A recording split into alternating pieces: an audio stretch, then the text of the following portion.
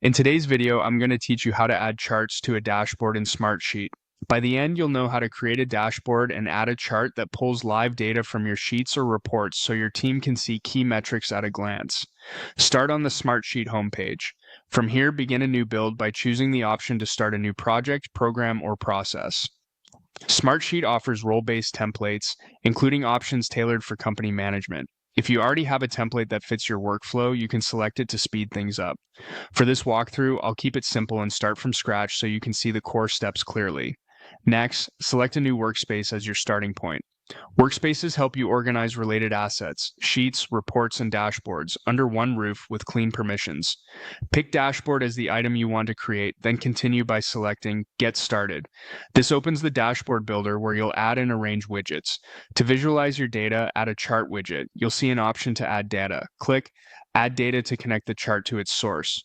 You can search or browse for the sheet or report that contains the numbers you want to display. If your metrics span multiple sheets, consider using a report as your source so you can aggregate and filter first, then chart from that single report. Select the source you want, then choose the specific fields. You'll typically drag to highlight the columns or rows that contain your categories and values. A good rule of thumb is to use clear text labels for categories and numeric columns for values. If your data needs cleanup, like empty rows or mixed data types, tidy that in the sheet for best results. Once the range looks right, confirm your selection. Click OK to insert the chart into the dashboard. Smartsheet will render it based on the data you chose. You can resize and reposition the chart within the dashboard layout so it fits your design.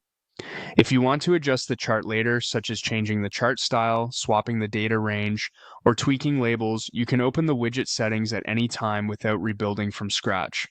A few quick tips to keep your charts accurate and useful. Make sure you have permission to access the underlying sheets or reports. Keep your source data structured with consistent headers, and consider using reports to filter to exactly what matters for your audience. That way your chart stays focused and updates as your data changes. And that's it. You've created a dashboard, added a chart, connected it to live data, and finalized it with a single confirmation.